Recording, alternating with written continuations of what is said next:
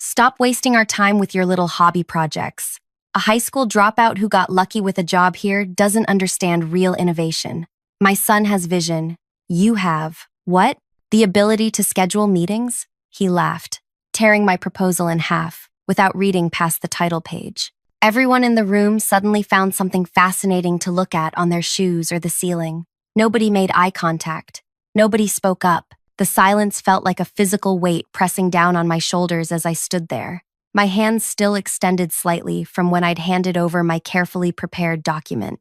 The $5,000 I had requested might as well have been $5 billion based on how Trevor Blake, our CEO, had reacted. I swallowed hard, fighting the burning sensation in my throat. Thank you for your consideration, I managed to say, my voice steadier than I felt. I turned and walked out, feeling 20 pairs of eyes finally look up to watch me leave. Before we continue any further with my story, I just want to thank you for listening. Drop a comment where you're tuning in from.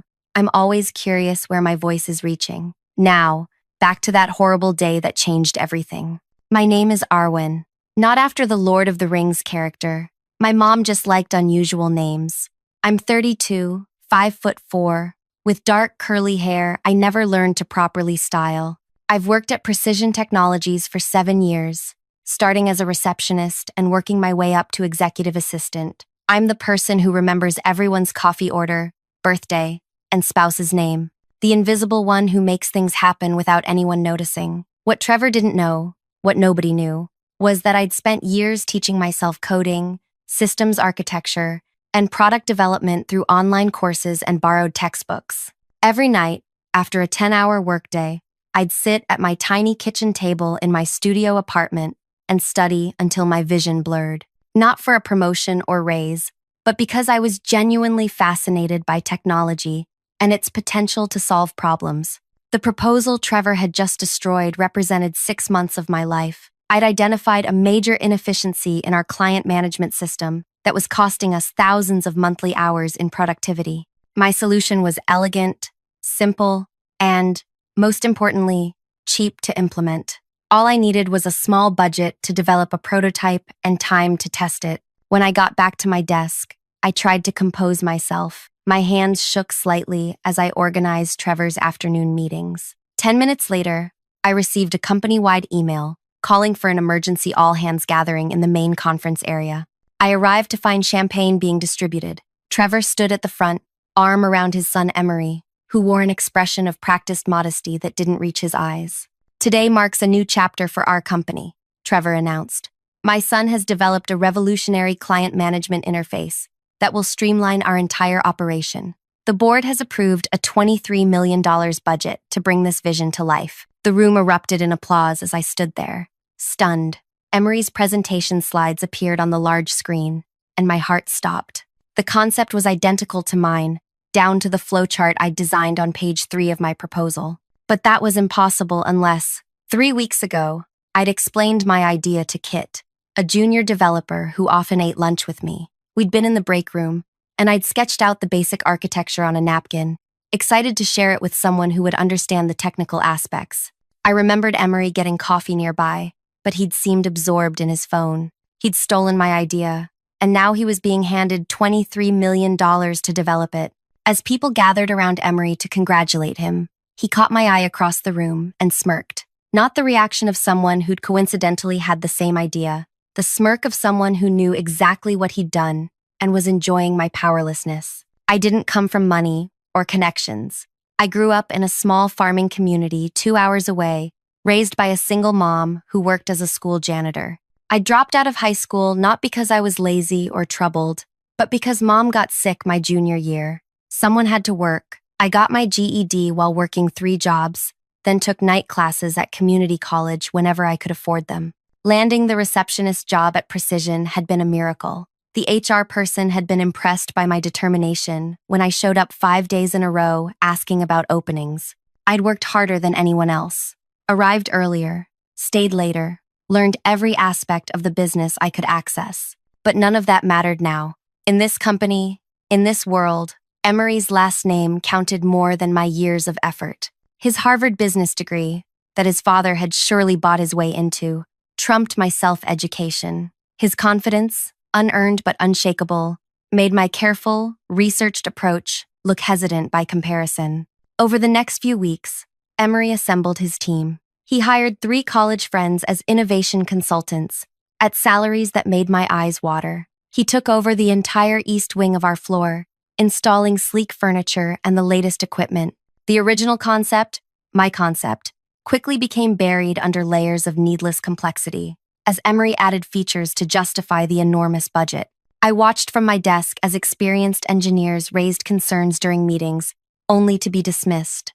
Their expertise rejected for not being forward-thinking enough. Several quit. Others learned to nod and keep their doubts private. 4 months into development, whispers started. The project was behind schedule. Testing showed fundamental flaws in the architecture. The initial budget had already been exceeded. Trevor doubled down, investing more money, scheduling press and investor previews for the revolutionary product his son was creating.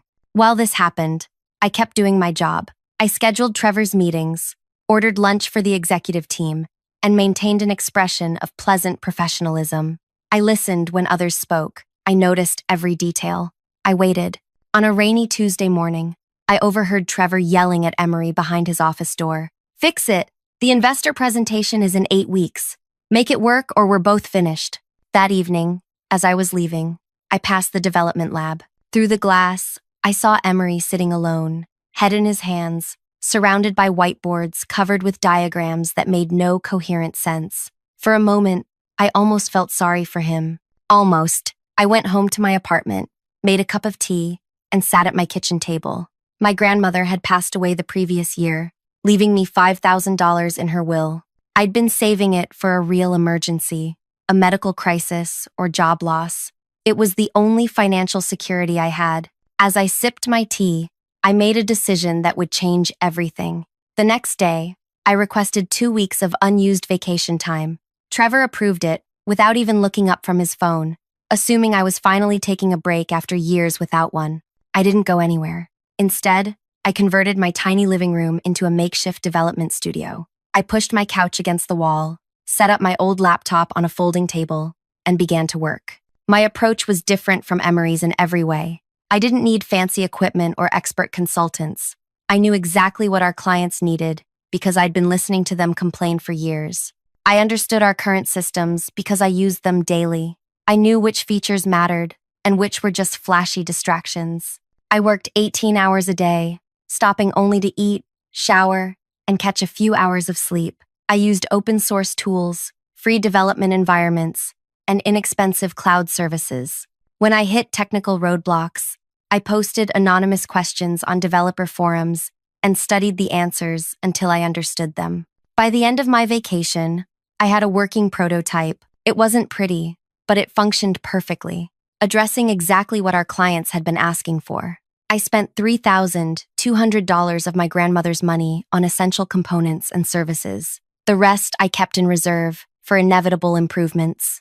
When I returned to work, nobody asked where I'd been or what I'd done. I slipped back into my role seamlessly, the invisible assistant who kept the machine running. But now I carried a secret, a small device stored in my bag that represented everything Trevor believed I couldn't create. I bided my time, watching as Emery's project continued its downward spiral. 2 more developers quit. The budget expanded again. The timeline shifted back another month. Then came the day that would normally have been the triumphant culmination of Emery's project. Instead, it became its funeral. The demonstration was scheduled for 2 p.m. in our largest presentation room. Investors had flown in from across the country. Our biggest client, Moontree Industries, sent their entire executive team. The room hummed with anticipation as Emery stood at the front, dressed in an expensive suit that seemed to swallow his increasingly thin frame. Trevor introduced his son with typical grandiosity, promising a paradigm shift in client management technology. Then he stepped aside, giving Emery the floor. What happened next unfolded like a slow-motion car crash. The system failed to launch. Emery restarted it. Error messages flashed across the projection screen. The room grew uncomfortably warm as Emery's forehead beaded with sweat. He tried bypassing the main interface, explaining that certain features were still in optimization phase. Then the entire system crashed. Not just the presentation module, everything. $23 million of development vanished in a blue screen. Technical difficulties. Trevor stepped in smoothly. Perhaps we could take a short break and— We've seen enough, said Diane Lockwood, the purchasing director from Moontree Industries. Your company has had 6 months and, from what I understand, unlimited resources to deliver what we asked for. This is unacceptable. The investors began gathering their belongings. Moontree's team huddled, speaking in low, serious tones. Emery stood frozen at the front of the room, staring at the dead screen. I should have felt satisfaction. This was the moment when Emery's theft came back to destroy him. But watching his public humiliation brought me no joy, just a hollow recognition of wasted potential and resources. After everyone left, Trevor called an emergency executive meeting. I wasn't invited, of course, but I set up the room, providing coffee and water before shutting the door. Through the glass, I watched Trevor gesture angrily while Emery sat slumped in his chair, defeated. The next morning, an announcement went out. Emery had been reassigned to strategic initiatives, corporate language for being quietly removed without the embarrassment of a firing. The project was being revamped with new leadership. No one mentioned the $23 million that had disappeared into nothing. That afternoon, Trevor called me into his office. He looked haggard, his usual confidence replaced by something close to desperation. Moontree is threatening to pull their business, he said, running a hand through his graying hair. They represent 40% of our annual revenue. We can't lose them. I nodded, waiting for instructions to schedule another meeting or prepare documents. I've arranged a private breakfast with Diane tomorrow. Last chance to salvage this relationship. Have the small meeting room ready by 7. Tell no one about this. It needs to stay quiet until we have a solution. Of course, I said. That night, I stayed late after everyone had gone home. The building felt different in the empty hours. Larger, more honest somehow. I walked through the silent hallways to the small meeting room and began preparing it meticulously. I placed notepads and pens at each seat. I set up the coffee service. I tested the presentation equipment to ensure everything worked perfectly. Then, I took my device from my bag and placed it on the center of the table. Not hidden, simply waiting to be noticed. I arrived at 6:30 the next morning, well before anyone else. I checked that everything remained as I'd left it, then stationed myself discreetly outside the room. Trevor arrived at 6:55, looking slightly better than yesterday, but still carrying tension in his shoulders. He nodded at me without really seeing me, his mind already on the conversation ahead. Diane arrived precisely at 7, accompanied by her technical director, Philip. I showed them in, offered coffee, then stepped back, expecting to be dismissed. Will that be all, Mr. Blake? I asked, following protocol. Trevor waved his hand. Yes. Close the door on your way out. I hesitated. Sir, there's something on the table that— I don't need your help arranging my meeting space, he snapped. Please leave us. I saw Diane notice my device. She picked it up, examining it with curiosity. What's this? She asked Trevor. He glanced at it, confused. I don't know. Arwen, what is that doing here? The moment had arrived sooner than I'd planned. I took a deep breath and stepped forward instead of backing away. It's a prototype, I said quietly. For the client management system Moontree requested 6 months ago. Trevor's expression darkened with anger and embarrassment. This isn't the time for— May I see it? Philip interrupted, holding out his hand. Diane passed him the device. Who developed this? Diane asked, looking directly at me for the first time. I did, I answered, simply. She's my assistant, Trevor interjected hastily. This is completely inappropriate. Does it function? Philip asked, ignoring Trevor completely. Yes, I said. Would you like a demonstration? Absolutely not. Trevor stood, his face reddening. Arwen, you're dismissed. We'll discuss this later. Diane raised her hand. I'd like to see it. The room grew very quiet. Trevor and Diane locked eyes in a silent battle of authority. After several seconds, Trevor sank back into his seat, defeated by the knowledge that he couldn't afford to alienate Moontree further. I stepped forward and turned on the device. The interface glowed to life, clean, intuitive, and responsive. I guided them through each feature, showing how it addressed the specific pain points Moontree had identified months ago. Philip tested it, trying to break it with unusual requests and commands. It performed flawlessly. The system I'd designed, was resilient, adaptable, and remarkably fast. How long did this take you to develop? Diane asked when I finished. 2 weeks of concentrated work, I replied. But I've been thinking about the solution for much longer. And the budget? Philip's eyes narrowed, suspicious of the answer. $5,000, I said. My own money. Diane turned to Trevor, whose face had lost all color. You spent $23 million on a failed system, while your assistant built exactly what we needed for $5,000. Trevor attempted damage control. This is just a simple prototype. It doesn't have the scale or security features of what we were developing. It's essentially a toy compared to... It works. Philip cut him off. Everything else is just excuses. Diane stood.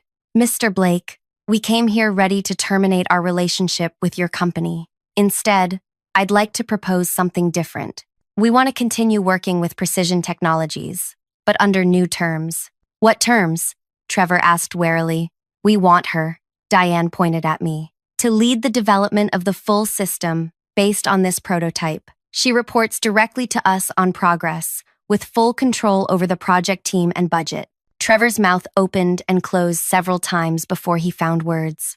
That's impossible. She's not qualified. She doesn't have the experience or education to...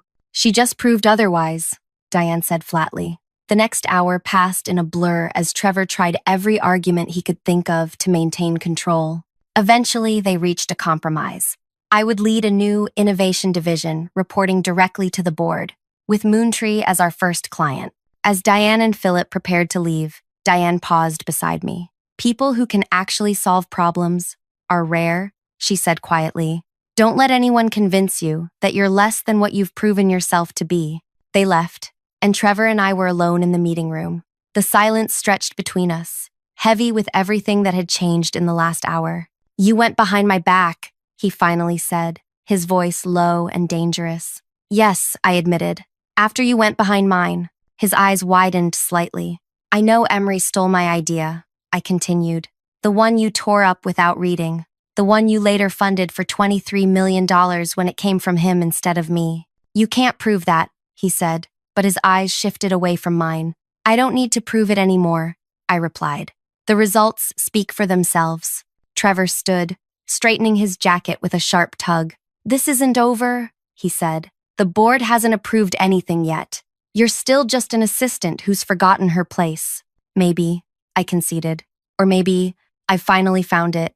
As he stormed out, I remained seated, letting the reality of what had just happened wash over me. I'd risked everything. My savings, my job security, my carefully maintained invisible existence. On this moment, I should have felt triumphant. Instead, I felt something unexpected. Sorrow for what could have been if Trevor had simply read my proposal that first day. How much time, money, and heartache could have been saved? How much more could we have accomplished together rather than as adversaries? But that path had closed the moment he tore my proposal in half. Now we were on a different road entirely, and I had no idea where it would lead. My phone pinged with an email from Diane. Contract terms attached. Review and respond by end of day. Looking forward to working with you directly. I took a deep breath and stood up. I had work to do. The board meeting where my new role was officially approved took place 3 days later. I sat at the far end of the long wooden table, wearing the best outfit I owned, a navy dress from a discount store that I'd altered myself to fit better. 11 board members examined me with expressions ranging from curiosity to skepticism. Trevor sat opposite me, his gaze coldly fixed on a point just above my head. Let's be clear, said board chairman Victor Reese. This arrangement is highly unusual, but Moontree's ultimatum left us little choice. I understand, I replied, keeping my voice steady. Thank you for the opportunity. You'll have a 6-month trial period, Victor continued. You'll receive resources to build a small team and develop your system for full deployment. If successful, the position becomes permanent. If not, he let the sentence hang unfinished. I won't disappoint you, I said. As the meeting ended, Trevor paused beside my chair. Congratulations, he said, voice dripping with insincerity. I hope you realize what you've gotten yourself into. This isn't scheduling meetings anymore. When you fail, and you will fail, remember it was your choice to reach beyond your capabilities. I met his eyes. Thank you for the encouragement. I'll keep that in mind. The first month was harder than I'd imagined. I received an office, not large, but with a window, and a budget to hire 3 team members. But word had spread quickly about how I'd gotten the position, creating 2 distinct narratives. I was either an underdog genius who'd humiliated the CEO's son, or I was sleeping with someone at Moontree. Neither made finding qualified team members easy. The first 2 developers I interviewed declined the positions after mysteriously receiving better offers elsewhere. The third accepted, then quit after 2 days, citing a toxic environment. I later learned Trevor had spoken with him privately. I adapted. Instead of looking within the company, I reached out to my online network, people who knew my work, but not my title. I found Kit, the junior developer who'd been kind to me before, and discovered he'd quit after Emery's project collapsed.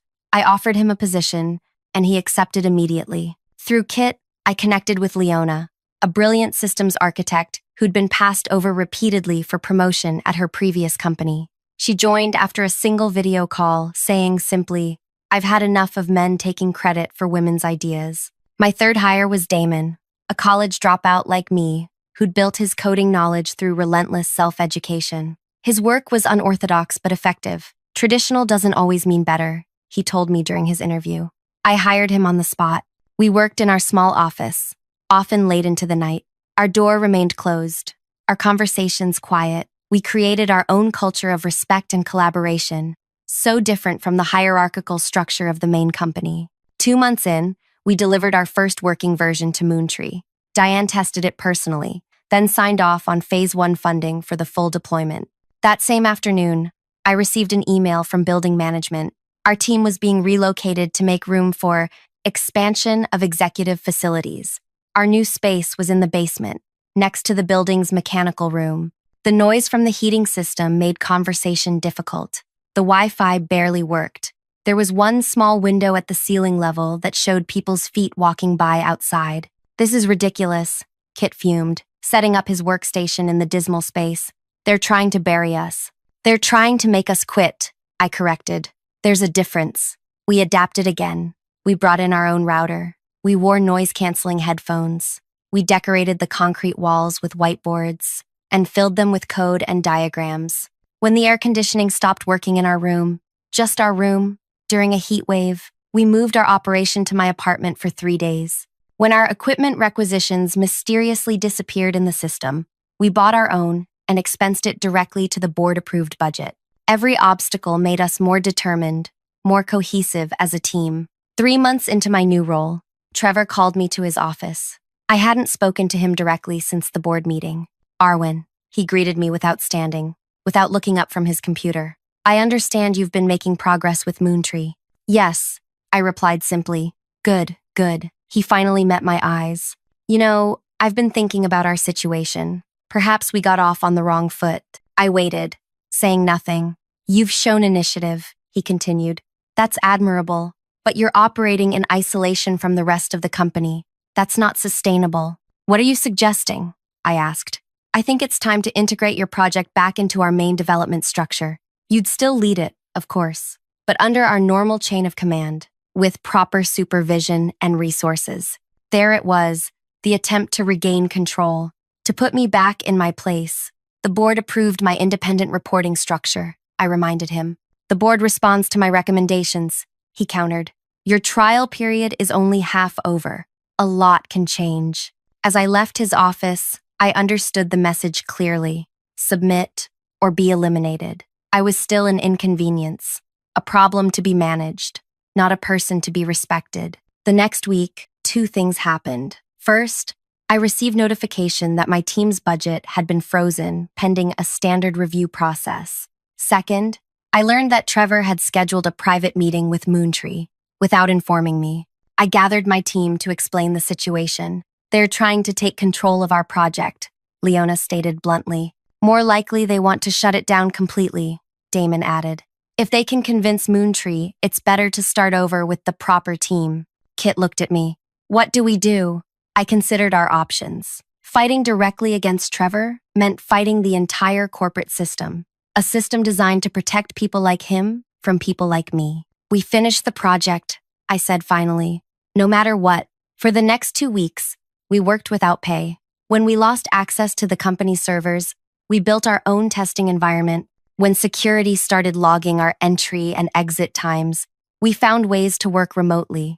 We met at coffee shops, libraries, and each other's apartments. The day before Trevor's meeting with Moontree, we finished the final version of our system. It was elegant, efficient, and did exactly what it promised. No bloat, no unnecessary features, just pure function. The morning of Trevor's meeting, I arrived at the office to find my access card deactivated. The security guard, Miguel, who'd known me for years, looked uncomfortable. "I'm sorry, Arwen. New orders this morning." I nodded, understanding. "Is Moontree here yet?" "Their car's just pulled up," he confirmed, glancing at the monitor. "Miguel?" I said quietly. "I've brought you coffee every Monday for 7 years. I remembered your daughter's quinceañera and your son's graduation. I'm not asking you to risk your job, but I am asking for 5 minutes to talk to Diane Lockwood." He hesitated, then pressed the door release button. "I didn't see you," he said, looking away. I hurried through the lobby, just as the Moontree team entered. Diane looked surprised to see me. "Arwen? I thought we were meeting with Trevor today." "You are," I confirmed. "But there's something you should know first." I handed her a small drive. "This is the completed system, ready for implementation." My team finished it despite having our budget frozen and access restricted. Philip, standing beside Diane, raised his eyebrows. "Why would your own company restrict your access?" "Because some people care more about control than success," I answered simply. Trevor emerged from the elevator, his practiced smile faltering when he saw me with the Moontree executives. "Arwen, this is unexpected. I thought you were taking personal time today." "I was misinformed," I replied calmly. "I came to present our completed project to Moontree." Trevor's smile tightened. "There must be some confusion. The project isn't ready for presentation. We're meeting today to discuss restructuring the development approach." "Actually," Diane held up the drive I'd given her. "Arwen says it is complete." Trevor's face darkened. "That's impossible and highly inappropriate. Arwen no longer has authorization to represent the company on this matter." "Since when?" Philip asked sharply. "As of this morning," Trevor admitted, after discovering some concerning irregularities in her team's processes.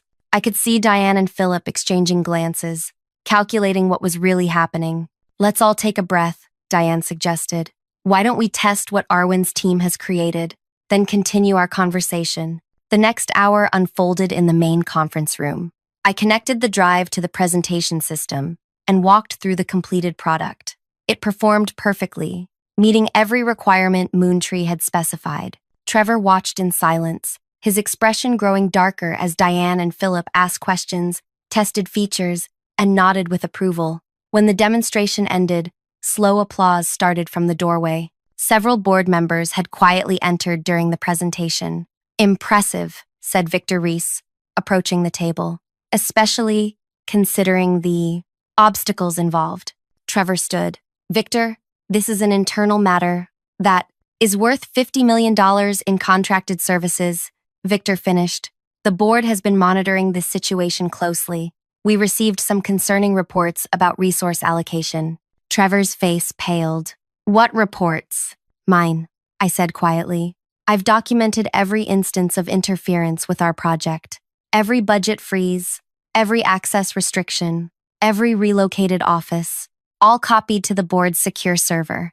Trevor turned to Victor, his voice hardening. "She went outside the chain of command. She violated company protocols. She's been working on unauthorized servers with—" "She delivered," Victor interrupted, "which is more than your son managed with $23 million. The room went silent. Trevor looked from face to face, seeking an ally and finding none. "This company has existed for 27 years, he said finally. "I built it from nothing. One lucky project doesn't change that." "No," Victor agreed. "But a pattern of decisions based on nepotism rather than merit does concern us." The aftermath wasn't dramatic. Trevor wasn't fired. People at his level rarely are. Instead, the board restructured the company, creating 2 divisions. Trevor remained CEO of the Legacy Division, while I was named director of the New Innovation Division, with my own budget and reporting structure. It should have felt like victory, like justice. But real life isn't that simple. Every morning, Trevor and I now share the executive floor. We nod politely in the hallways. We attend the same leadership meetings. His office is still twice the size of mine. My team has grown to 15 people. We've secured 3 new clients based on our success with Moontree. My salary increased to 6 figures, more money than I'd ever imagined earning. But Trevor's power remains. He controls half the company. He has friends on the board. He still smiles at industry events, accepts awards, and gives interviews about his company's innovative approach. And every month, we both attend the executive review meeting where we report our division's progress. Every month, I present growth figures, while Trevor presents justifications for declining performance. Every month, I see the calculation in his eyes. How long until he finds a way to reclaim control, to erase this chapter from the company's story? This isn't the end of our battle. It's merely a different phase. I didn't get revenge in the way most people imagine it, with my enemy destroyed and me triumphant. Instead, I earned something both more valuable and more burdensome: a seat at the table, a voice that must be heard, the constant pressure to prove, again and again, that my first success wasn't luck. The true weight of achievement isn't in the moment of victory. It's in all the moments that follow, when you must live up to the standard you've set, when you can no longer be invisible. Thank you for staying with me through this story.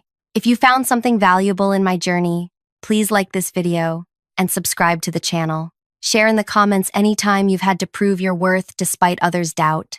Remember, sometimes the quietest person in the room is the one with the most to offer. They're just waiting for their moment to be heard.